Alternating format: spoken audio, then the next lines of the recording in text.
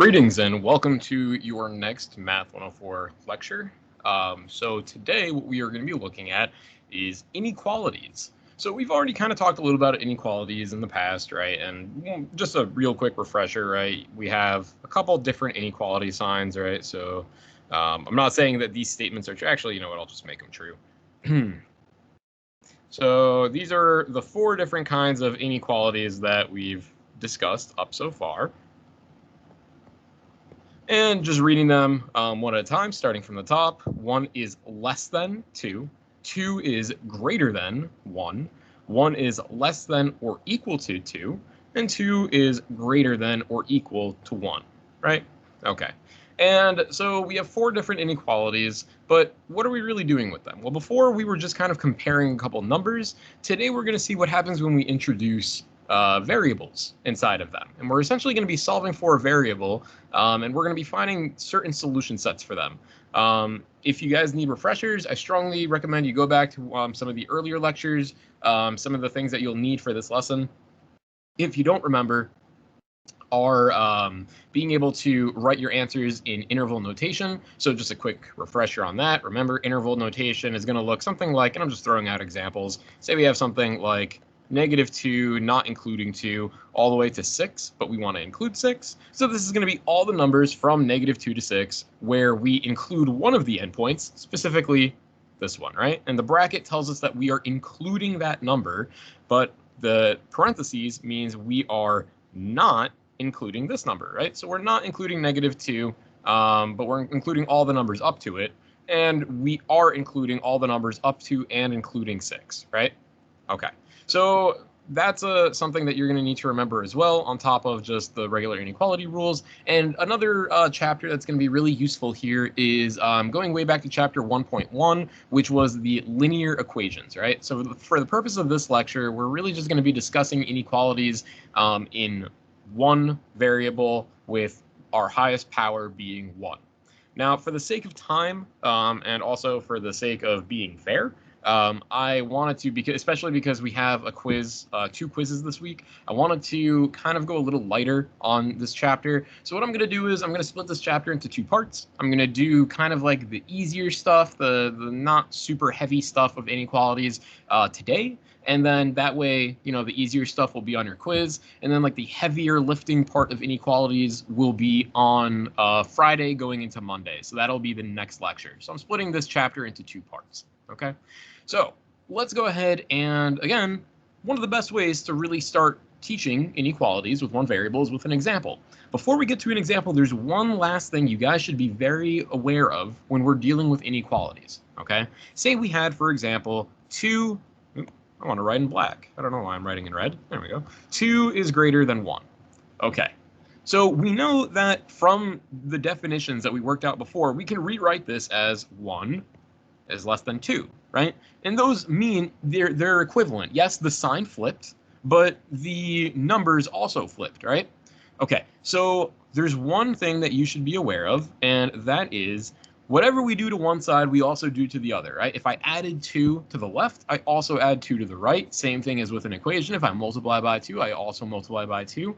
The only thing that is different between inequalities and equations is that if you multiply or divide by a negative number, you must flip your sign. So what do I mean by this? If you multiply by 3, so say I'm going to multiply both sides by +3, well, this is still going to be true, right? 3 times 2 is 6. We keep the sign the same because we multiplied by a positive number. 1 times a +3 is still 3, right? And 6 is greater than 3, and this is still true, right? However, if we, I don't know why I erased that, if we instead multiplied by a -3, well, then we would get negative numbers here. So we would have a -3 here and a -6 here. But this is no longer true, right? -6 is not larger than -3. -6 is less than -3. We define less than by being further left, right? If you're talking about the number line, we know that 0 is less than 1 because it's further left on the number line than 1 is. It's -6, so this is not drawn to scale, but if this is -3 here, this is -6 here. We know that -6 is less than -3 because it's further left than -3 is on the number line.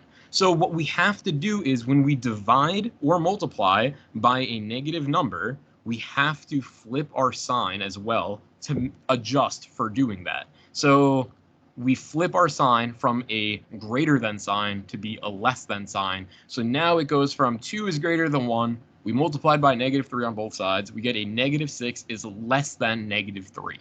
Okay? So keep that in mind going forward. But let's go ahead and start looking at an example now, but this time with variables. Okay? So let's say I tell you that I want you to solve the following inequality. So if we have -5x plus 10 is less than 20. And I said solve this. Well, almost all of the same rules that we have for first order linear equations is going to apply for a first order linear inequality. The only difference is, again, the thing that we just talked about, right? Flipping the sign if we multiply or divide by a negative number. So what do we do in linear equations? Well, we isolate for our variable, right? So if we're going to isolate for our variable, what we're going to do is we're going to subtract the 10 off from both sides. So subtracting 10, we're left with -5x. We keep the sign the same, right? We're subtracting. So, but that's not going to impact our sign. We subtract by 10 on the left, and we subtract by 10 on the right. So we're left with 20 minus 10, which is 10, right? Great. Okay. The next step is if this were a linear equation, is we undo that last piece that's tied to our variable, right? We have a -5 times an x. Well, whenever we have a number times our variable, we undo that with division, right? So what we're going to do is we're going to divide both sides by -5, right? So dividing both sides by -5, we get an x on this side because the -5 is going to cross out with that one. And then 10 divided by a -2, a positive divided by a negative, we know is going to give us a negative. So 10 divided by -2, or -5 gives us -2, right? And the last piece that we have to do is we divided by a negative number, so we must flip our sign. It was a less than sign here, it was a less than sign here, but when we divided by a negative number, it then changed to be a greater than sign. So now we have x is greater than -2, and x is greater than -2. Well, I want to display this in interval notation. So what does this mean? Well, this means that we're talking about all the numbers starting from -2, right? So if we're starting from -2, -2 is going to be here, right? And it's going to be all the numbers afterwards, right? So -1, 0, 1, 2, 3, and all those positive numbers as well, right? So it goes on forever, which means it goes on to infinity. And what are we putting around our interval? Well, to put around our interval, we already know that whenever we're dealing with infinity, regardless if it's positive or negative, it's always going to be a parentheses because you can never be at infinity, right? Well, what about the -2? Well, for the -2, remember, it's x is bigger than -2, strictly bigger, strictly larger. So that means that we're not talking about -2, we're talking about all the numbers after -2. So if we don't want to include that number, it's a parentheses as well, right? So this would be our final solution in interval notation, okay? Okay, great. Let's go ahead and do another example together. So let's say we get a little more complicated. Say we have 4x plus 9 is greater than 2 times x plus 6. And then outside the parentheses, we have a plus 1. Okay, well, same rules apply, right? I tell you guys, whenever you have a linear equation, the first step that you should do is look for a fraction, right? If you have fractions, clear the fractions. Well, lucky for us, we don't have fractions here, right? So we don't have to worry about that. Next step is expand wherever possible, right? So what can we expand here? Well, we see that we have a 2 times a couple terms in parentheses, right? So let's distribute that 2. So we have 4x plus 9. We keep that the same, times. And now we're just going to distribute the 2 to the x and distribute the 2 to the positive 6. So we get 2 times x, and 2 times 6 gives us a plus 12, and we have that plus 1 outside, right? Okay, so now what we're going to do is we're going to move everything over, because what I want to do is I want to essentially solve for my variable, right? I want to isolate my variable. So I'm going to move numbers around so that way they can, condense together. For example, we have a plus 12 and we have a plus 1. We can make that a positive 13. And if you don't want to move numbers around first, you want to do the simplification first so that it makes sense to you, totally okay, right? So we'll do that. 4x plus 9 is greater than 2x plus 13. Well, I remember we only want the variable on one side, so I want to move my 2x over. So I'm going to subtract 2x from both sides, right? Subtracting 2x from the right side leaves me with no x's on the right side. Subtracting 2x from the left, from 4x, leaves me with just 2x. 4x minus 2x is 2x. And then we have a plus 9 is greater than 13. And we're almost done, right? Remember, we're just trying to isolate our variable. Same with an equation. So what we're going to do is we are going to move that positive 9 over. We're going to subtract. So we have a 2x subtracting 9 from both sides. We keep the sign the same. Keeping the sign the same, 13 minus 9 leads us to just a 4. And then we have 2x is greater than 4. So divide by 2, we get x is greater than 4. Now again, keep in mind, we're dividing by a positive number here, so we do not have to flip the sign, right? All we have to do is, oops, sorry, that was a bad mistake. All we have to do is just keep the sign exactly the same because we divided or multiplied by a positive number, okay? So now it's just x is larger than 2, x is greater than 2. So let's go ahead and figure out what this looks like in interval notation. Once again, we're talking about all the numbers from 2 that are bigger than 2, right? So we know that 2 is going to be our starting point, and it's going on and on forever. You know, 1,000 is bigger than 2, 2,000 bigger than 2, so on and so forth, right? So it goes on until infinity. We know that it's going to be a parentheses for infinity. And once again, because of the sign here, with that lack of greater than or equals, it's just a greater than sign, right? We're not including 2. It's going to be another parentheses. So this would be your answer in interval notation. But what I want to do is I also want to graph this. Well, how would this look on the number line? Let's go ahead and draw a number line and say we had, I don't know, 0, 1, say this is 2 right here, so on and so forth, right? I'll put a 3. Okay, so on and so forth. Okay, well, we know that we're starting at 2, so we know that we're going to put some kind of circle on 2. Is it going to be open or closed? Again, this is where, you might need a refresher, go back if necessary. An open circle means we are not including that number. A closed circle means we are including that number. So because we have a parentheses, because we're just talking about greater than that number, it's just going to be an open circle. But it's an open circle with all the numbers that are larger than 2, so we shade in that entire area. Okay? All right. So moving on now with inequalities, there's three types of inequalities, and they're the exact same types of linear equations. As you might recall, and this is why I said it might be helpful to go back, as you might recall, the three types of linear equations are identity, conditional, and inconsistent. Identity is where you have, in this case, since we're talking about inequalities, an identity is where you have an inequality where all the numbers will be solutions. So if you have a variable and that variable really doesn't make a difference, it could be one number or another, and it actually turns out to be all the numbers, then great, it's an identity. If it's conditional, that means that your variable is playing a part, right? That means that only certain numbers plugged into your variable will make the inequality true. And that's the vast majority of inequalities that you're going to see.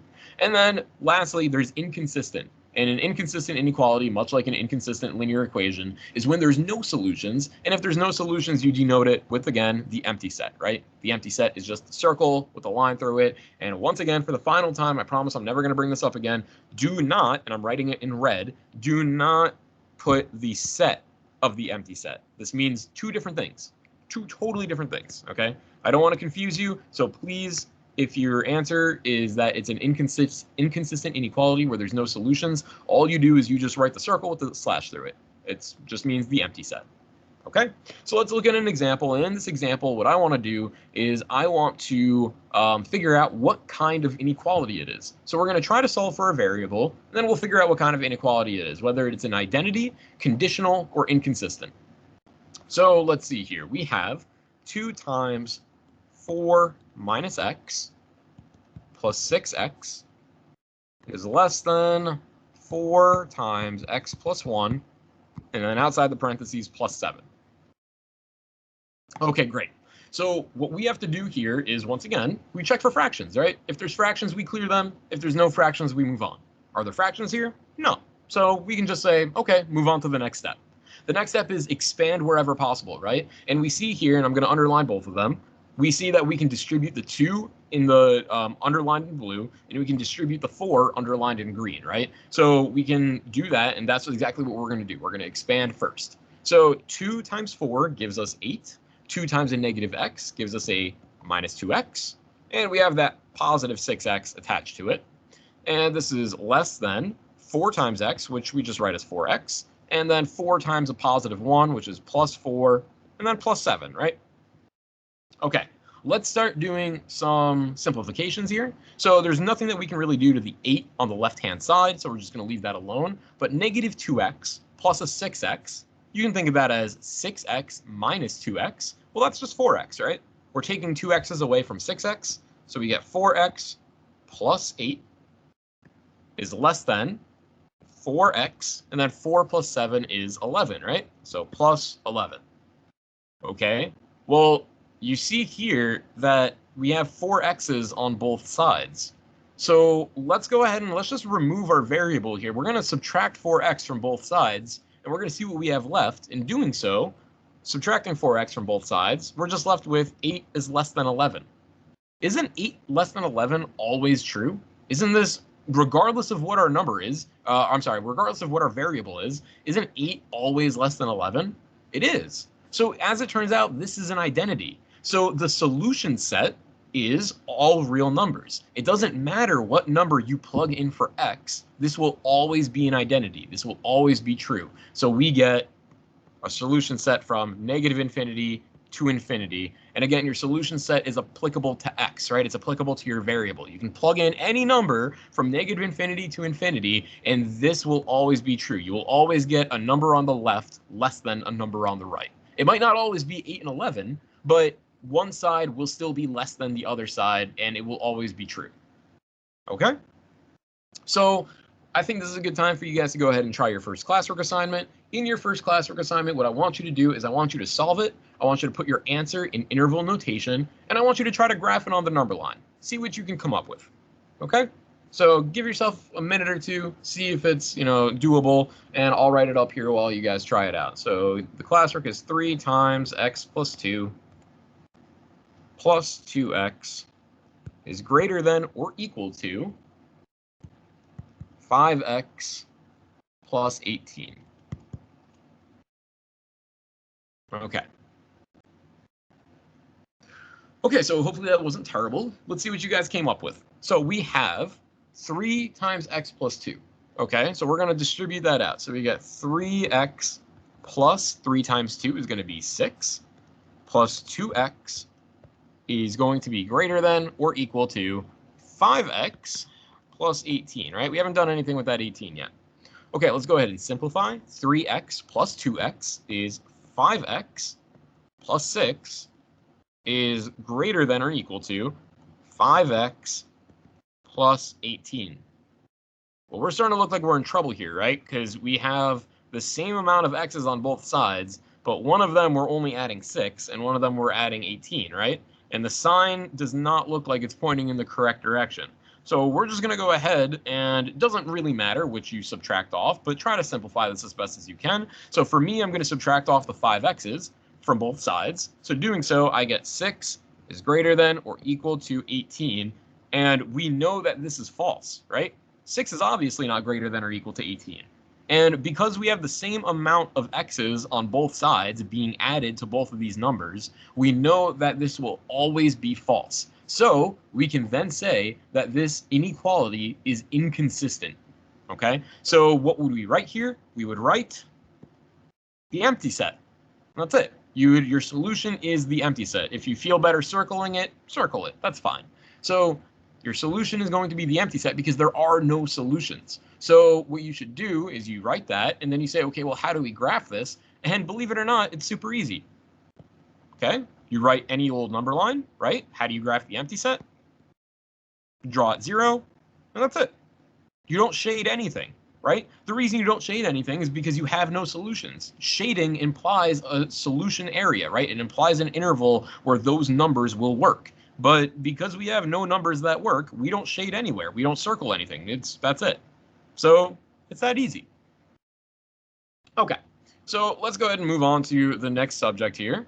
So the next subject is finding the interval of values. So breaking that down, what that topic means, finding the interval of values. Essentially, what is an interval, right? We already talked about, we gave you an example, right? So an interval, again, if you have like -6 to 3, for example, that means that you're talking about all of the numbers between -6 and 3. And in this hypothetical example, you're including -6, right?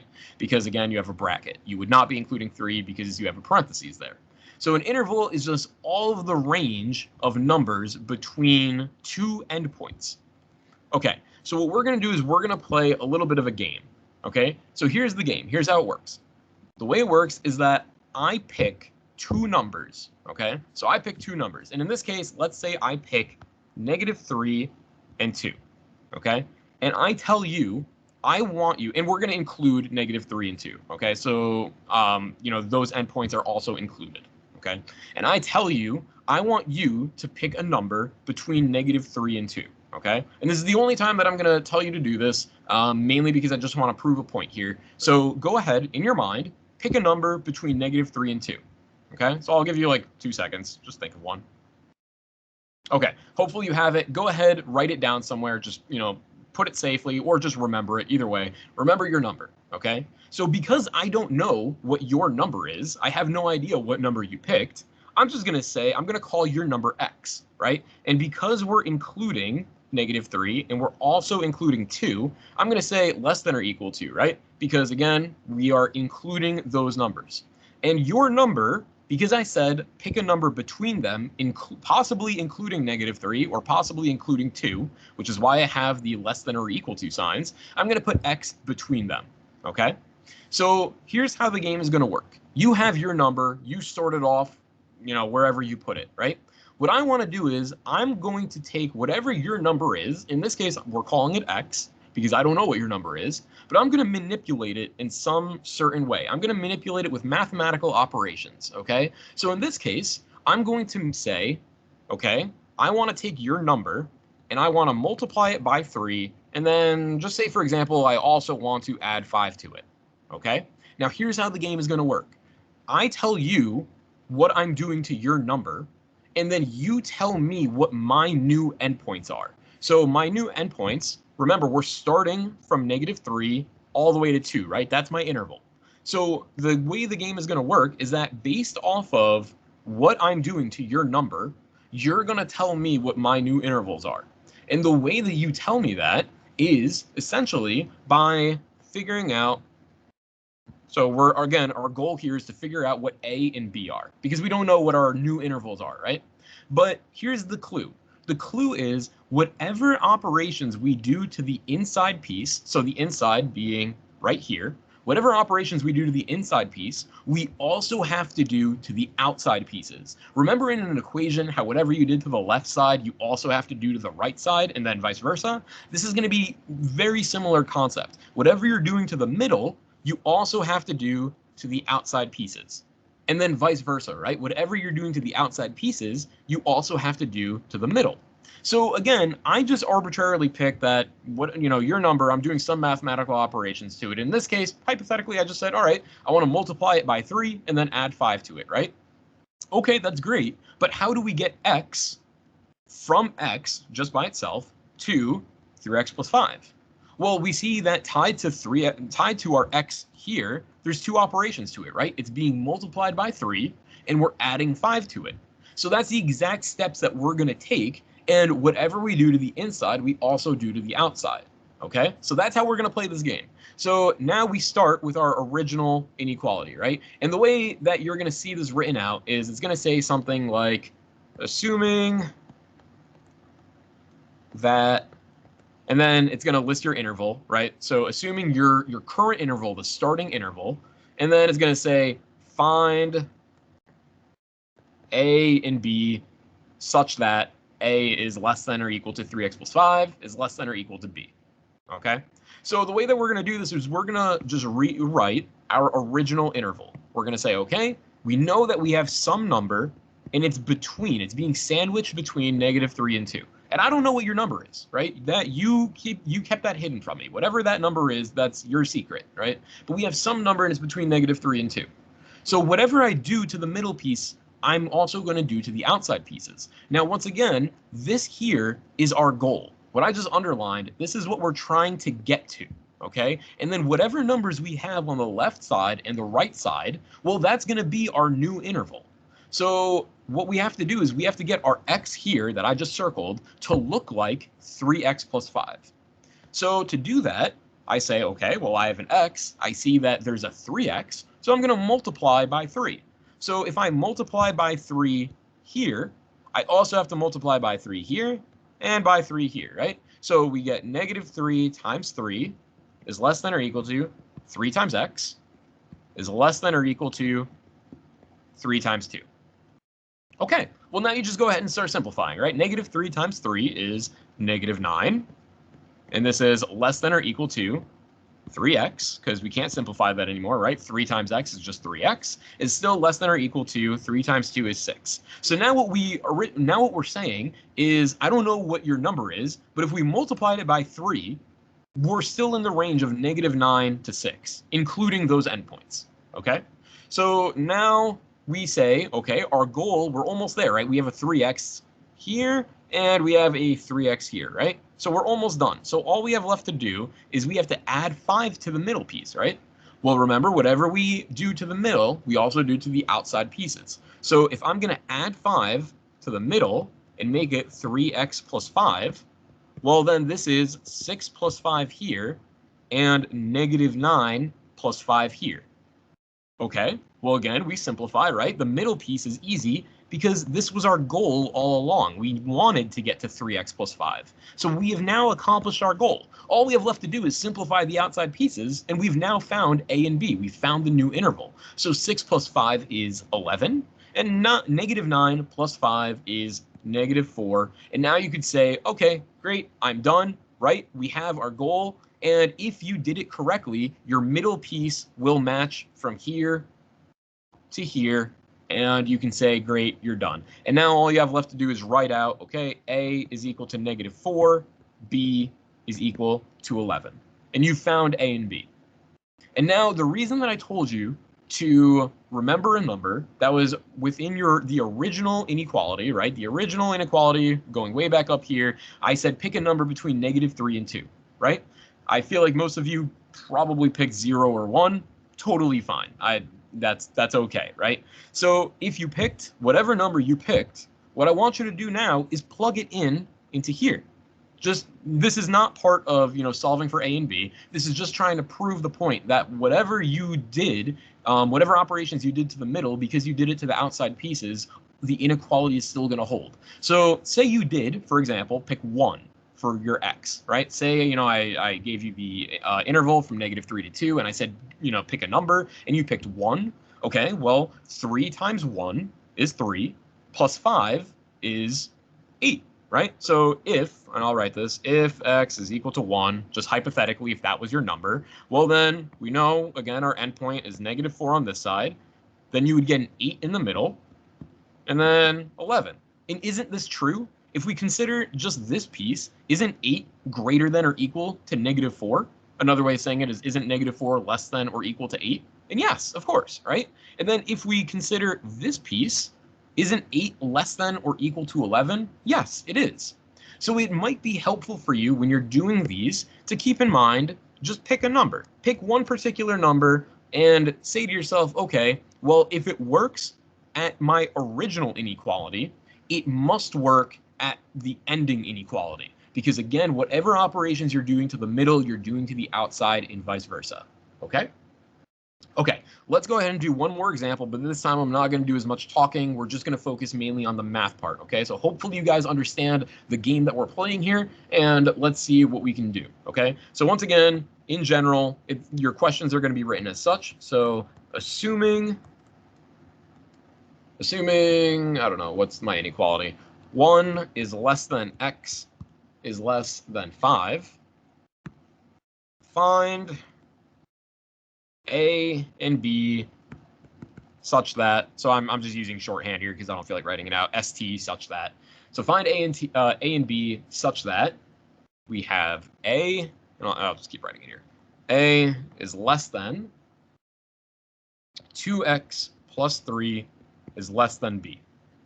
Okay, so once again, I'm giving you a goal, right? Our goal is to get our middle piece to look like 2x plus 3, okay?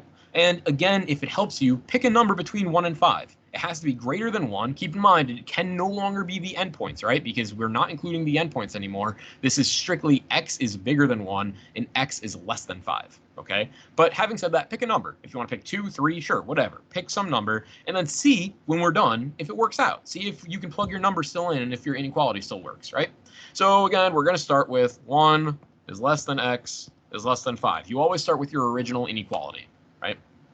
Okay, and now I say to myself, okay, well, I have a 2x up top, right, in my goal, so I'm going to multiply by 2. If I multiply by 2, I'm going to get a 2x. So I'm going to multiply, what just happened? I'm going to multiply 2 times 1 here. I know I'm going to get a 2x here. I'm going to multiply 2 times my 5, right? 2 times 1 gives me 2. So 2 is less than 2x is less than 10, right? 2 times 5 is 10.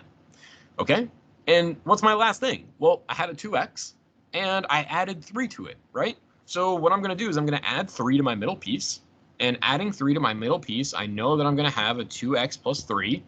And when we add 3 to the outsides, we get 2 plus 3 here, and we get 10 plus 3 here. And when we simplify, we get 5 is less than 2x plus 3 is less than 13.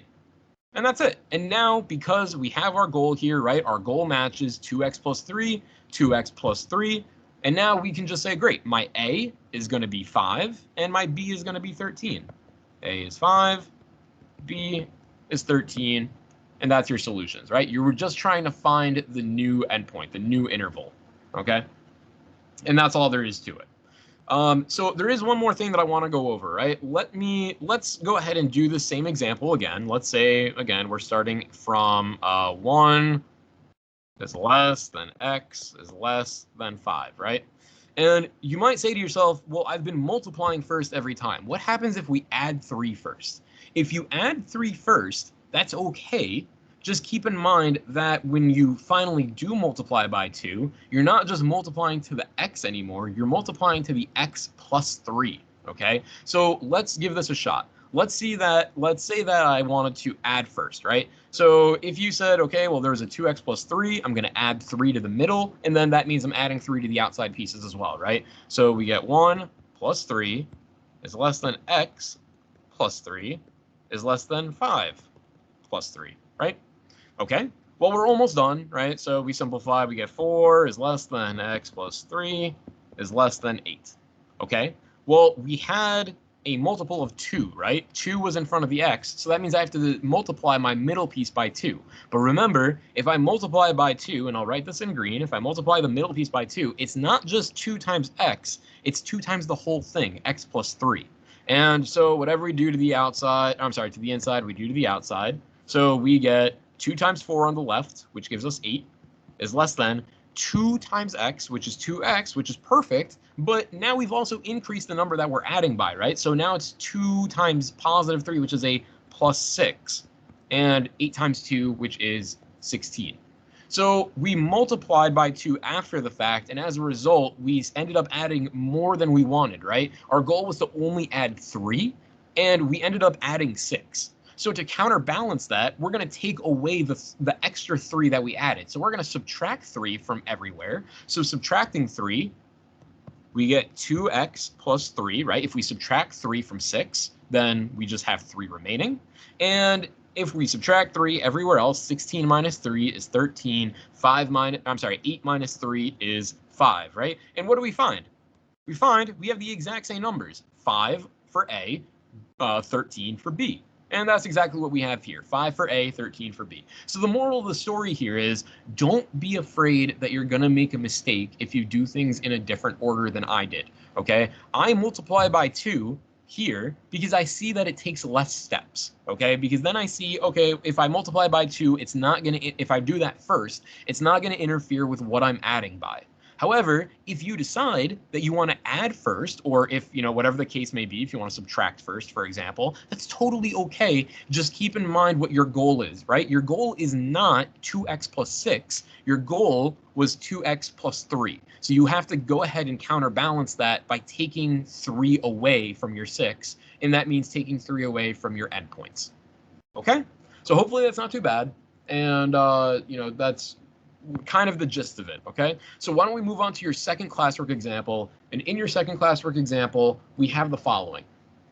I'm not going to write the assuming and such that, right? I'm just going to tell you what we're starting at, and then, what your goal is. In the actual classwork assignment, I will have it written out, okay? So we're starting with -1 is less than x is less than 1, and I want to find a and b such that we have a is less than 2 minus x is less than b.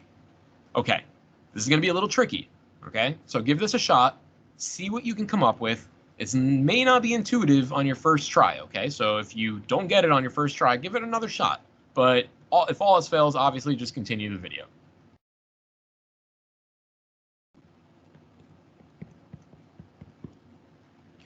Okay, guys, so hopefully that wasn't terrible, but I can totally understand if it, might have been a little bit confusing at first, okay? So let's see what we have to do here first. We're starting with -1 is less than x is less than 1, right? Well, what do we have here? We actually see that we have a +2, right? This is a +2 because the 2 is hiding, or I'm sorry, the positive is hiding. 2 is definitely not hiding. And then we have an x, but it's not just an x anymore, it's a negative x, right? We have a subtraction of x, so it's negative. So if we were to reorder this, if I were to rewrite this, I could actually rewrite this as a is less than -x plus 2 is less than b, right? And these two statements, if we went this way, these two statements are entirely equivalent. All I did was I used the associative property of addition and also of subtraction to just move the numbers around, right? I just moved -x to the front and we kept 2 as a +2. The reason that I did this is because now it might become a little more apparent what operations you actually have to do to find a and b. We're starting with a positive x, but we need to get a negative x. And we obviously, at the end of it, need to add 2 as well, right? So the first thing that I'm going to do is I'm going to multiply by a -1. So I'm going to multiply by a -1 here. And by doing so, we know we're going to have -x in the middle. And if I multiply -1 to both of my other sides, well, on the left side, -1 times -1, negatives are going to cancel. We're just going to be left with a 1. On the right side, a 1 times a -1, positive times a negative, we're going to get a -1, right? Well, there's one last thing we have to do. Remember, when we multiply or divide by a negative number, we always have to flip the signs, right? And in this case, we have 2 signs that we have to flip. So we have 2 less than signs. We need to make them 2 greater than signs. So the signs flip, okay? So great, we flip the signs, we have a -x. We're almost done, right? All we have left to do is, well, we had -x plus 2. So I need to add 2 to my middle piece, hence I'm adding 2 everywhere, to my left and to my right. So we know we're going to get -x plus 2. And when we add 2 to the left side, we get 1 plus 2, which is 3. And when we add 2 to the right side, -1 plus 2 is 1. Great. And we should be done, right? We have 3 is greater than -x plus 2 is greater than 1. And what did we want to find? We wanted to find 2 is minus x. Well, 2 minus x is the same thing as -x plus 2. If you wanted to rewrite it just for posterity, totally fine, but I would totally accept this. The only thing that you have left to do, though, is don't confuse a and b, okay? Remember, a is supposed to be less than whatever is on the inside, right? So what we see is actually less than -x plus 2. Well, the 1 is less than -x plus 2, right?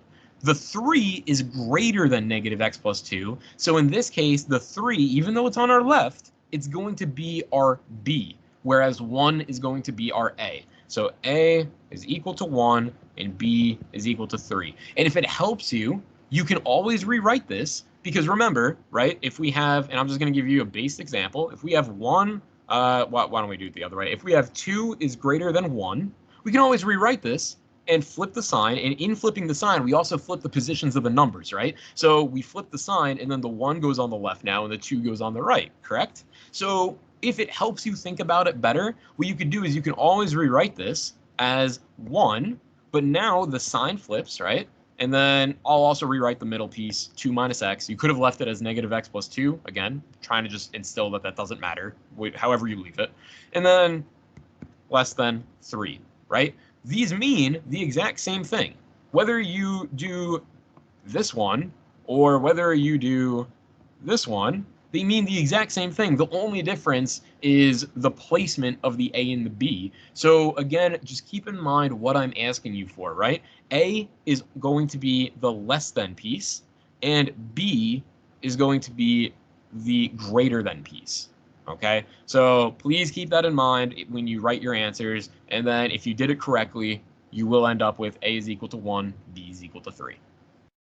Okay, so hopefully that wasn't terrible. I understand it's a little bit confusing. That one took a little bit of strategy to to think about. You had to realize that, oh wait, your x was no longer positive. How do you make your x negative? Well, you just flip the sign, right? And to do so, you multiply or technically divide by a -1, right? So that's the exact mentality that we went in going into this.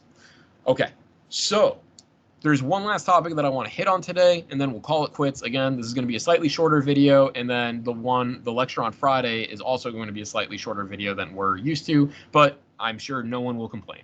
So let's go ahead and do one more topic, okay? And this topic is called solving a compound inequality. Well, a compound inequality is basically exactly what we were dealing with. That was the end result of what we were dealing with. In the last example, we were trying to find, it was, what was it? A is less than 2 minus x is less than b, right? This was what we were trying to find, and we ended up with, and don't quote me on this because I erased everything and I don't actually have the solutions always in front of me. In this case, I definitely don't. But I think we ended up with this, right? Well, this is an example of a compound inequality. A compound inequality is where you have essentially 2 different inequalities going on, right? Your 2 inequalities being, okay, you have 1 is less than 2 minus x, and 2 minus x is less than 3.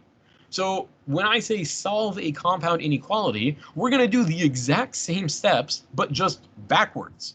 So instead of starting with just an x in the middle, we're going to be starting with some operations tied to our x. And then you're just going to be isolating x. So then now you're just going to be working in reverse. So let's do a quick example. Let's say we have -5 is less than 2x plus 3, which is less than or equal to 9, right?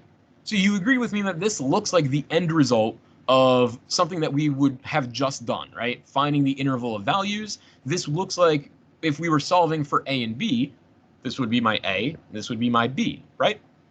Well, the difference here is that we're just going to work backwards. If we're trying to solve a compound inequality, we're just saying, okay, we're starting at this point, right, with operations tied to my x. Let's just find x. Let's find the original interval where there were no operations tied to my x.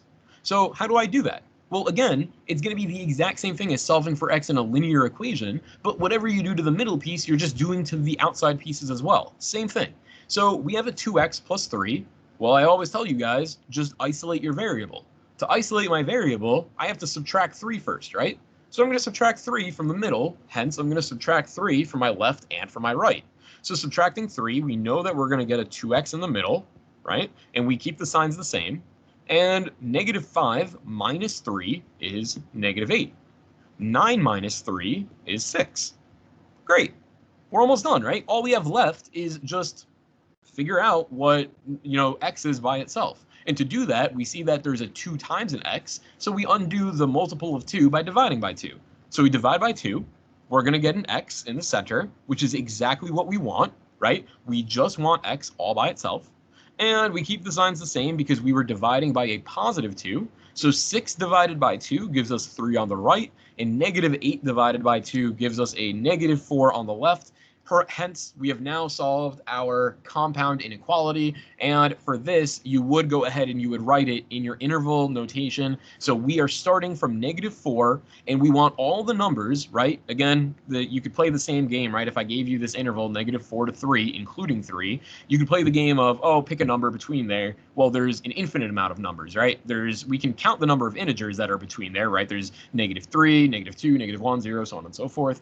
But there's also fractions. There's also irrational numbers, and those go on and on and on forever, right? So there's an infinite amount of numbers that go between them. So we just write it in the interval from -4, remember, parentheses, because we're not including 4, all the way to 3, but we are including 3 because of the less than or equal to, okay? Because again, we're counting that number. And this would be your final solution. Okay, so you can see that if you can do the previous example, you can definitely do this one. It's just, in reverse, right? So having said that, why don't you guys go ahead and do your last classwork example? It really shouldn't be too bad if you understand what we were doing before, because now you're just working in the opposite order. And what I want you guys to do is I want you to solve it. I want you then to put it in your interval notation. So, again, in the last example, we just had, from 4 to -3, I think, or I'm sorry, from -4 to 3, where we included 3.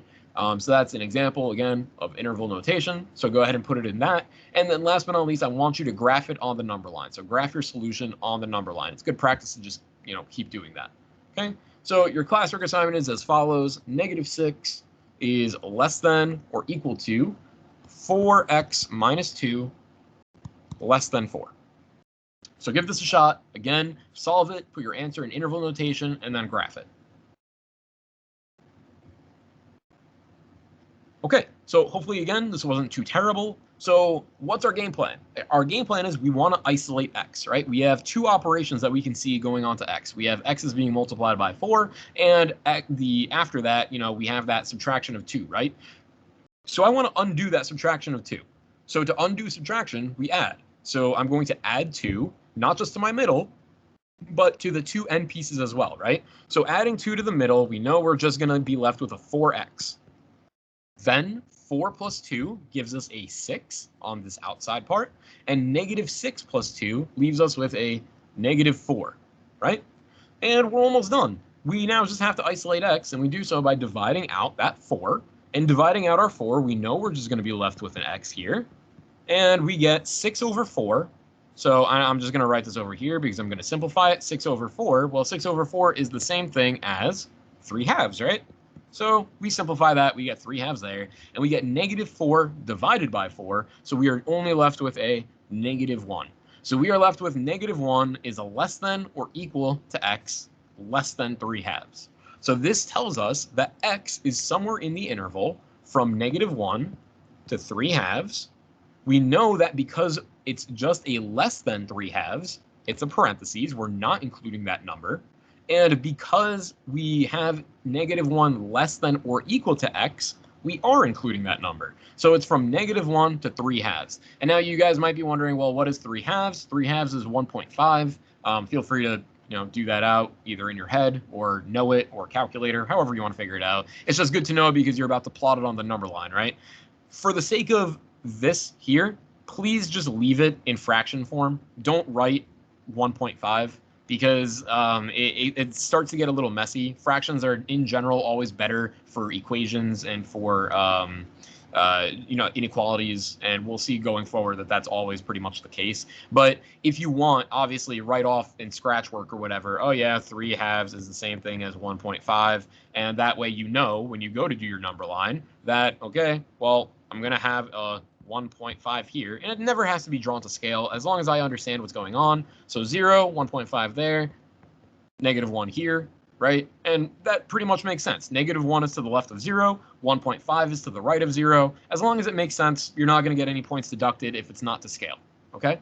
What you will get points deducted for is not putting proper circles or not ending at the proper place, right? So what are we really doing here? Well, again, we are not including 3/2, right? So that means we're not including 1.5. So we draw a circle, but it's an open circle because we're not including it. Now, because we are including -1, we do draw another circle, but we shaded in, right? And because we shaded in because we are including -1 in our solution, which means -1 could be a solution. And then we're also counting all the possible numbers that are between -1 to 1.5. Hence, we're done. And that's it. And, don't forget, I guess, to put the arrows. It's not the biggest deal. Some professors in the future are sticklers on that because technically, if you don't put the arrows, it's not going towards infinities. But if you forget the arrows, you forget the arrows. I'm not going to worry about that. Okay, but point is that we have our interval solution here, right? So we got our solution. This is from our compound inequality that we solved. And we have our graph of it on the number line here. And you don't have to circle all those. I was just circling them as I talked about them. Okay, so hopefully that wasn't too bad. Again, this one's going to be pretty short in comparison anyway to the other videos. And then expect one more video also on inequalities. And that's going to be your lecture from Friday going into Monday. Okay, so please watch this. Please make sure that you understand this material going into our quiz on Friday. And yeah, if you have any questions, feel free to reach out. Okay, otherwise, enjoy your night or day whenever you're watching this. And I will see you all soon. Have a good one.